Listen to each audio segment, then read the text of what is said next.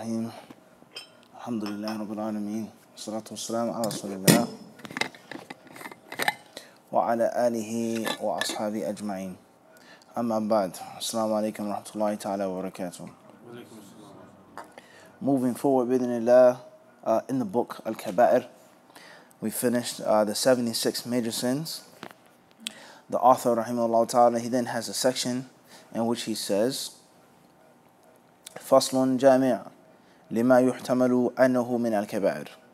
He then says things that are possible to be major sins, things that are mentioned in the hadith of the Prophet ﷺ that could be major sins, or maybe they're just regular sins, regular acts of disobedience. The first one is hadith number 421. There's no chapter, there's no numbering. It's just a collection of hadiths that he says are considered to be possible major sins. Number one, he says, قال النبي صلى الله عليه وسلم لا يؤمن أحدكم حتى يحب لأخيه ما يحب لنفسه متفق عليه. وقال لا يؤمن أحدكم حتى أكون أحب إليه من أهله وولده ونفسه والناس أجمعين صحيح. وقال لا يؤمن أحدكم حتى يكون هواه تبعا لما جئت به إسناده صحيح. وقال والله لا يؤمن من لا يأمن جاره بوائقه. وقال صلى الله عليه وسلم من رأى منكم منكرا فليغيره بيده فإن لم يستطع فبلسانه فإن لم يستطع فبقلبه وذلك أضعف الإيمان رواه مسلم. وفي حديث لمسلم في الظلمة فمن جاهدهم بيده فهو مؤمن ومن جاهدهم بلسانه فهو مؤمن ومن جاهدهم بقلبه فهو مؤمن ليس وراء ذلك من الإيمان حبة خردل. وفيه دليل على أن من لم ينكر المعاصي بقلبه ولا يود زوالها فإنه عديم الإيمان. ومن جهاد القلب التوجه إلى الله تعالى في أن يمحق الباطل وأهله وأن يصلحهم. The first few hadiths, the first one is the narration that says, you can't believe, you don't believe, you won't believe until you love for your brother what you love for yourself. And he says that this hadith is agreed upon. You're not a believer, you don't have iman, unless or until you love for your brother, meaning in faith, that which you love for your own self. So this hadith obviously negates iman. It negates la yu'minu, you cannot believe, you don't believe. It negates iman for people who don't do something. And this thing that is not done is mutual love for your brother. So one could say something that is a major sin, or possibly a major sin, is lack of mutual love for your Muslim brother. If you don't have the same feeling of love and affection and fondness that you want your brother to have what you have, then that is a major sin. And it's obviously, love is an emotion. It's an emotion. So this shows us is that some emotions you are required to have, and some emotions you're required to force yourself to have and to train yourself to develop. How can you control the love or the hatred that you have in your heart? That's an emotion. It's not a physical act. But the Prophet says you don't believe unless you have that emotion, unless you have that love, unless you desire in your heart for your brother to have that which you have. Everybody understand this? For him to do well like you're doing well. Everybody understand this? So therefore the iman was negated, and obviously the iman is only negated for something that is what? Mandatory to be done. Khairan inshallah ta'ala. The next hadith, the author says, the hadith, none of you believes until he loves me more than his family and his children, more than his own family members, his own kindred, his own offspring. He says, when nasi ajma'een, and everybody else. The Prophet ﷺ has been more beloved to you than anyone else. And he says this hadith is also authentic. The concept of what's meant by loving the Prophet more than your own family. And if you love your wife, and if you practice something that's against the sunnah for your children, does that mean you're not a believer and you're not a Muslim and that you don't love the Prophet at all? Doesn't necessarily mean that, but it proves that there is a love of perfection of iman, or there's a level of the perfection of iman that you have not fulfilled. And the perfection of this iman is mandatory, as we explained in detail in our lessons on Al-Lu'lu' Marjan from Kitab al-Iman from Lu'lu' Marjan. And that is, iman has two types, or two levels of perfection. one level of perfection which is recommended. إنما المؤمنون الذين ذكر الله وجلت قلوبهم وإذا تليت عليهم آياته زادتهم إيمانا وعلى ربهم يتوكلون. There's certain levels of iman that's recommended to be completed. Allah says the believers are only those when they hear the Quran they cry. They're only those when ayat are recited to them. Kharru, they fall down into sujood and things like this. Everyone doesn't have to have that level of iman and piety, and that's not going to be achieved by every single person. So we can't say that every Muslim is sinful because he doesn't cry when he hears the Quran. That's a perfection of iman that's recommended. And then there is a perfection of iman which everyone has to strive for, like this. Loving for your brother what you love for yourself. So there are two levels of perfection to one's iman. One level of perfection is only what? Recommended. That's the perfection of iman. And the second level of perfection of iman is what? That everybody has to get to a basic standard. A basic what? Standard. It's like you're in the military. You have basic training. Everyone has to study marksmanship. Everyone. The person who's going to be a mechanic, the person who's going to be a cook, the person who's planning to be a sniper, the person who comes from a military background and pedigree. Everyone has to study a basic level of marksmanship. And every soldier has to have a basic standard of marksmanship that everyone must strive for and complete before they can finish their basic training. And then there are people who can strive for perfect marksmanship that everyone doesn't have to fulfill and doesn't have to achieve. Everyone is not going to fulfill and not going to achieve. It's a virtue. Those who want to do it can do it. It's there. And those who don't want to do it can take the minimum standard. And that's enough. Everybody understand this example? So there's two levels of perfection. One level of perfection every single believer must achieve, must strive for. You're required to strive for this minimum standard of perfection. Everybody understand this? Like the marksmanship. Everyone has to be basically efficiently able to do what? Shoot the target at a relative distance. It has to be a bullseye, but it's in the target. If you were in battle and warfare, you could hit the enemy and injure him and wound him and protect yourself and fight for your cause. But everyone is not going to hit the bullseye.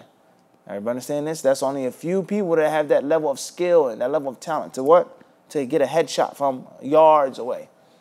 Everybody understand this? And that's also a level of perfection that every soldier is not required to have nor to strive for. But the basic minimum, the basic standard, every soldier must what? Achieve. He must strive to achieve. And that is also a level of perfection. So those who can hit the mark at seven, that's a level of perfection that everyone must aim for. Everybody's not going to hit 7. You may hit 5, you may hit 6, but you must have that to be your niyyah. And if you don't hit it, you're not meeting the basic standard. And then the next level of perfection is 10 or 9. That is there for those who wish to do it. Khayran inshaAllah ta'ala. Then he mentions another hadith, hadith number 423. He says, the Prophet ﷺ also says, none of you can believe until his desires are in accordance to what I have brought with my sunnah. What my message is, what I have brought to the people. If your desires are not in accordance with it, then you don't believe. The author declares its isnad to be authentic. And this is very interesting here for several reasons. First and foremost is, Bismillah.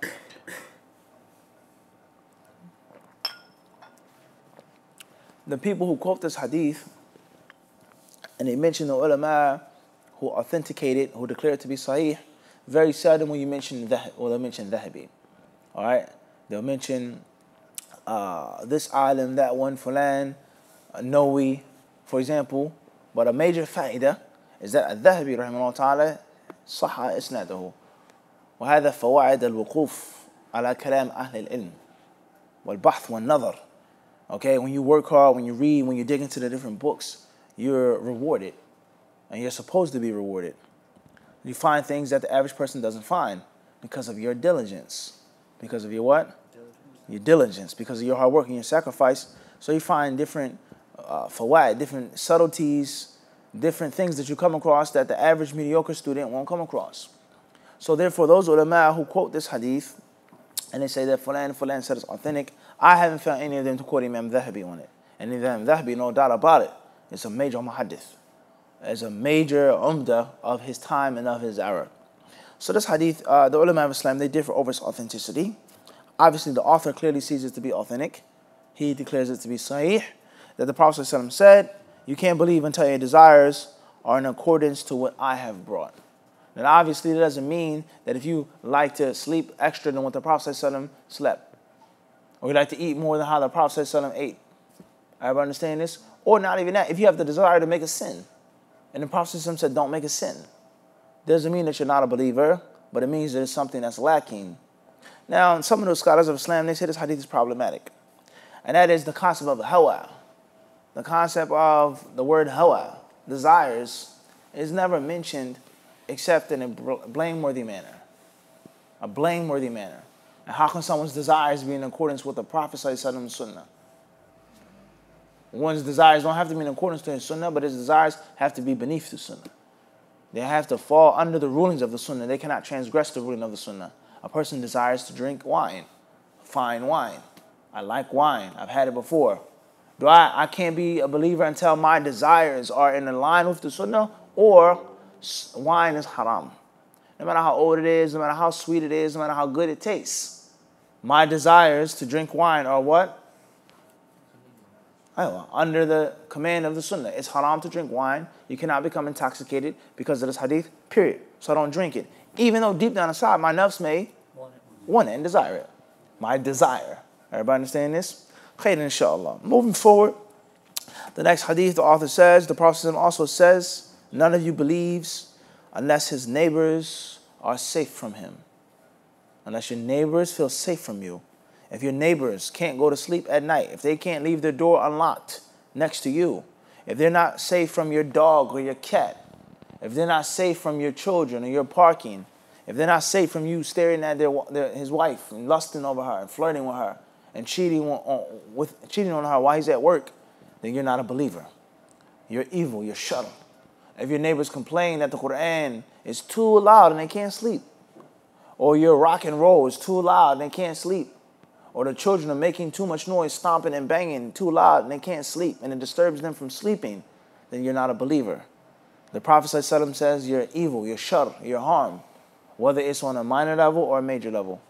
Too loud, disrespecting them, littering on their property, or is even worse than that, cheating on your neighbor's wife, which is a reality. Everybody understand this? To sleep with your neighbor's wife is a major sin. All right, the concept of he's supposed to feel safe around you. Your neighbor, even if he isn't a Muslim, he's supposed to be able to go up to you, Safraz, and say, here's the keys to my house. I have to go somewhere. Can you please just look after it for me? And he's supposed to trust you that this Muslim guy is not going to steal from my house. He's not going to place a hidden camera in my house when I'm going in the bathroom or my bedroom. Everybody understand this? He's not going to violate my property. I can trust this Muslim guy. Not because I'm a Muslim, but because he's a Muslim. And I've read a hadith, this is what Muhammad says. The Prophet says this. This is a reality. And if your neighbor doesn't feel safe from your evil and from your harm, the Prophet says you're not a what? You're not a believer. Everybody understand this? Moving forward. The Prophet also says, hadith 425, anyone who sees a munkar, evil, should change it with his hand. If he can't do that, then at least speak out against it. If he can't speak out against it, then at least he should hate it in his heart. And that is the weakest level of faith. That is the weakest level of faith. It's not to say nothing, not to do nothing, but to hate it in the heart. He says this hadith is collected by Muslim. He says in another hadith by Imam Muslim concerning the zalama, the wrongdoers, the evil, tyrannical oppressors, he says, فَمَنْ جَاهَدُهُمْ بِيَدِهِ فَهُوَ مُؤْمِنٌ. He says, those who fight them physically is a believer. And those who fight them verbally is a believer. And those who fight them spiritually with his heart is a believer. He says, after that, there isn't a mustard seed's amount of faith. There's no iman after that. You have an oppressor, a tyrant, a leader, whoever it is, you fight them physically. Try to change the evil. You can't do it, at least speak out against it. You can't speak out against it, at least hate it in your heart. And don't agree with it. You hate it. It's bad. It's evil. And if you just agree with it, you're deaf, dumb, and blind, mentally, physically, spiritually, there's nothing. The hadith says then there isn't the amount of iman of that of a what? Habbatu khardal. A mustard seed, a trifle. As if there's nothing left after that. Al-Dhahabi, rahimahullah ta'ala, he says this hadith proves those who do not change the ma'asi, the evil, with their hearts. They don't hate it with their hearts. They don't reject it and deny it with their hearts. Nor are they nor are they desiring, nor do they covet for it to go away. I can't change it, but I'm begging for the day when Allah breaks this guy and gets him out of here. I'm begging for this day when Allah replaces this tyrannical ruler with a just ruler.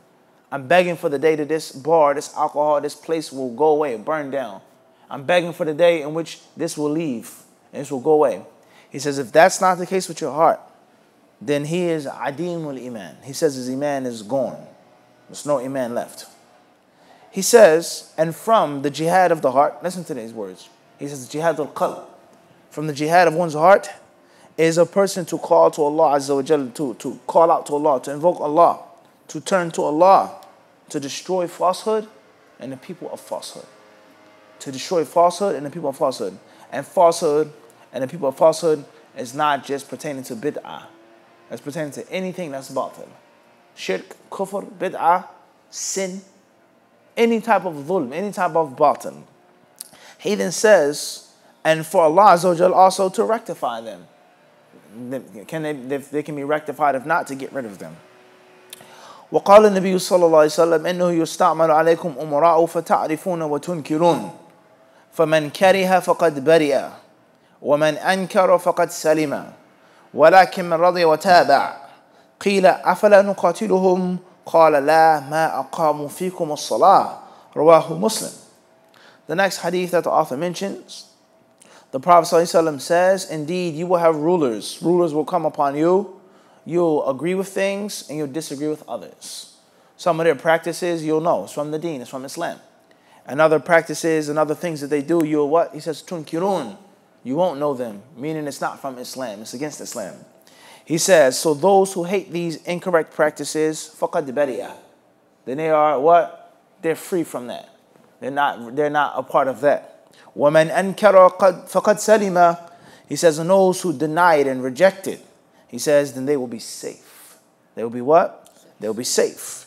He says, however, those who are pleased and those who tag along and follow, and that's when he stopped. In other words, they are neither safe nor free. They have blame and they also will have some type of ruin. Everybody understand this? If Allah destroys them, they'll be what? With them. If Allah defers their punishment, they'll also what? Be held responsible for that punishment. He then says, or the companions then ask the Messenger of Allah, listen to this, he says, أَفَلَا نُقَاتِلُهُمْ. He says, shouldn't we fight them? These evil oppressive rulers? He said, La. He says, don't fight them. مَا أَقَامُوا فِيكُمُ الصَّلَاةِ. As long as they establish the prayer among you. As long as they establish the prayer among you. And this hadith is collected by Imam Muslim. This hadith teaches us the prophetic insight is that there are going to be rulers that will come. And these rulers are not always going to be pious and righteous. They're not going to be malaika sent down from heaven. Some practices will be good. Some things will be from Islam and others won't be. So what's the solution? He says either one or two things in this hadith. One, he says, man kariha, to hate it and not to agree with it. And the second level or the second option is, he says, ankar, is to speak out against it, to try to change it, to deny it, reject it openly, whatever the case may be. As far as one who doesn't hate it, one who doesn't remove himself from it, one who doesn't try to speak out against it and change it to the best of his proper ability, then the Prophet didn't mention any safety or any type of freedom for him. Then the companions, they said, well, how about we can get rid of them physically? The Prophet said, don't fight them. In other words, as long as they are Muslim, as long as they are believers, and as long as they establish the salah among you. The ulama of Islam, they say that if the ruler is a Muslim, that's first and foremost, that's condition number one. The ruler has to be what? A Muslim.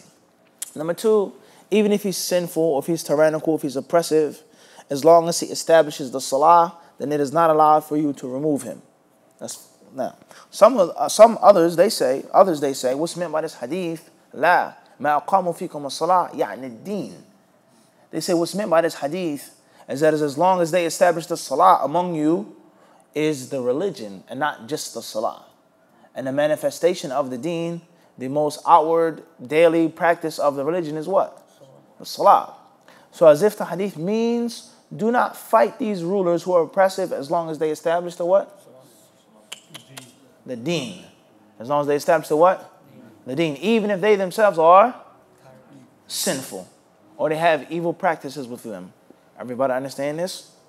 If they're evil, that's one thing. Let's make an example of this.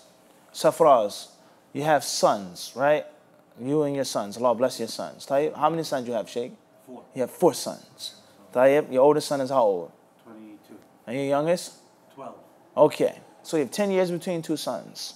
So one may say, Dad, you're not the best Muslim. We saw you eating this or watching this or listening to that. You don't go to the masjid for every salat, so on and so forth. Brother Mufti, he came over, you don't do the things that he told you to do, right? And one could say, or one could come to me, let's say your oldest son comes to me, or your youngest son. It says, can we disobey our father? Can we leave the house? Can we kick him out the house? Can we change the lock? So on and so on and so forth. And I say what? No. Respect your father, listen to him, stay in the house as long as he does what? As long as he establishes his fatherhood. Let's leave off the religion for right now. Meaning, you have a roof over your head. You have food to eat. You have things to drink. In the summertime, you're cool. In the wintertime, you're warm. You're safe. You're sound. You have the basic needs and much more. And he keeps you safe. So even though he's not the most pious, he does things that are bad, that may be wicked. He may have a double standard. He may be hypocritical in some things. Not saying this about you. It's just a hypothetical example. But he establishes among you the what? The deen. He takes. You don't have to like him as long as he does right. And he does his basic responsibilities. Everybody understand this? Even though he himself is a little what? Everybody clear on this? And others, they say no. What's meant is the zahir of the hadith is that as long as he establishes the what? The salah. Now just stop and think about that. Is that possible for the Prophet ﷺ to intend that in a hadith? As long as they establish the salah, no matter what happens in the country, no matter what they do, no matter what they allow, still don't fight them. Everybody understand this? That's not necessarily what?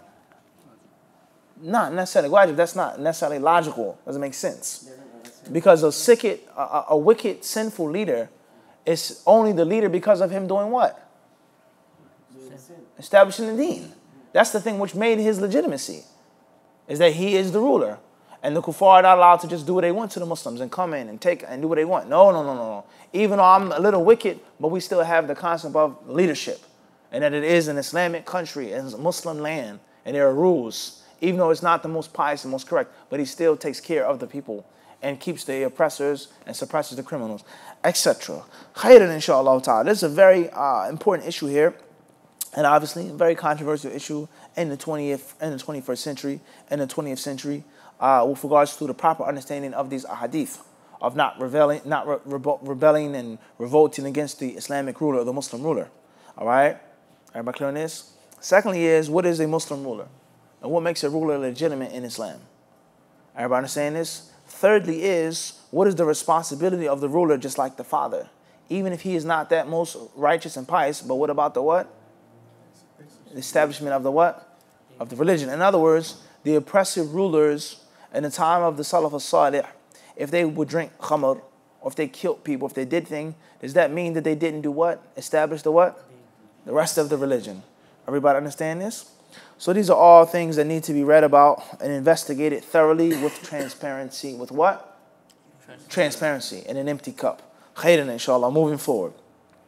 The next hadith, the author says, وَقَدْ مَرَّ النَّبِيُّ صَلَّى اللَّهُ عَلَيْهِ وَسَلَّمَ بِقَبْرَيْنِ يُعَذَّبَانِ فَقَالَ إِنَّهُمَا لَا يُعَذَّبَانِ وَمَا يُعَذَّبَانِ فِي كَبِيرٍ بَلَا إِنَّهُ كَبِيرٌ أَمَّا أَحَدُهُمَا فَكَانَ لَا يَسْتَنزِهُ فِي لَفْظٍ لَا يَسْتَتِرُ مِنْ بَوْلِهِ وَمَا الْآخَرُ فَكَانَ يَمْشِي بِالنَّمِيمَةِ. The last hadith we mentioned this morning, hadith number 428, the Prophet ﷺ once passed by 2 graves. And these people, he said, they're being punished in their graves. These 2 men, or these 2 women, these 2 people are being punished. And he says they're not being punished for something that is kabir, something that's major. Then he said, bala. He said, nay, rather, but however, it is major. The reason behind their punishment. He says, as for one of them, then he never protected himself. He never hid himself from the urine or when he urinated. And the second one used to be a gossiper. He used to be a namam. He used to talk and chat. From this one to that one to this one, fulan. This one I heard this, I said this, so on and so forth. Khairan, inshallah ta'ala. Now, we all know the well-known hadith of Ibn Abbas. Now, the first question is, these people that are being punished in the graves, were they Muslim or were they kuffar? Which one were they? Were they Muslims or were they kuffar? Muslims. They were Muslims being punished in the grave. Khair, inshallah. What's the proof that they were Muslim? Or what makes you think or say that they were Muslim and not kuffar? Because of the fact that obviously they were buried in the Muslim cemetery. He said because of the fact that they were buried in a Muslim cemetery. Tayyib. Abu Bakr.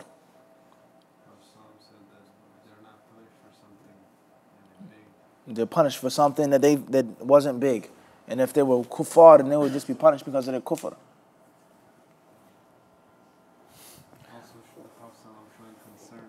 Showing concern for them. Where does it say concern here? That is the bakhiyah of the hadith. That the Prophet took the twig, he took the branch that was fresh, and he what? And he says perhaps Allah will save them or yukhaffif, lessen the punishment as long as he says ma'lam yaybasa, as long as they don't become dry. Tayyib. So the sunnah is to put a twig on a grave, for them not to be punished.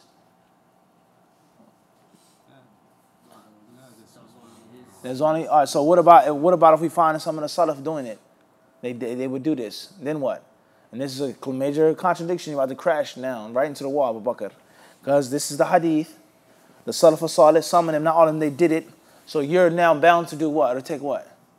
The what? You're now bound with what?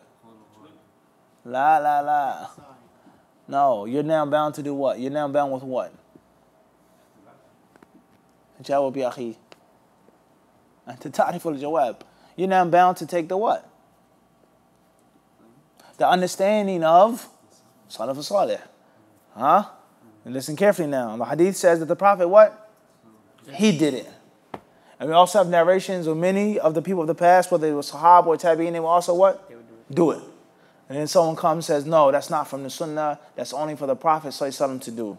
He knew that they were being punished. He made the shafa'ah, so on and so on and so forth. But the pious predecessors clearly understood what? So which are you following now? The Zahir al-Nusus or the Salaf al-Salih? All right, Abu Hamza? Everybody see it. And this is just one example among what? Abu Tawheed? Countless others, in which you're not really ready to take what you claim that you're taking, the fahm of the Salaf. Abdullah ibn Umar used to put water in his eyes when he made wudu. When he made wudu, it was a fact. He would put water in his eyes, inside of his eyeballs. Do you do that when you make wudu? Is Abdullah ibn Umar from the fuqaha of the Salaf? But one will say, no, the text doesn't say that. It doesn't state that in the Quran. Whoa, slow down. Which one are you taking now? The dalil, the dilala, the proper understanding of the text, or the athar? Everybody understand this? Everybody clear in the content? Khair, inshallah. I want to stop. The cup is full, right, Talib? And also what? Can't pour anything. The sense is a little clogged this morning because they want them to be clogged, especially Abu Bakr. Ismail too. Fahimta al-maqsood? No. We have two things. We have the clear, authentic dalil, and we have the amal al-salaf. Yet and still, the people, they say today, what? Follow.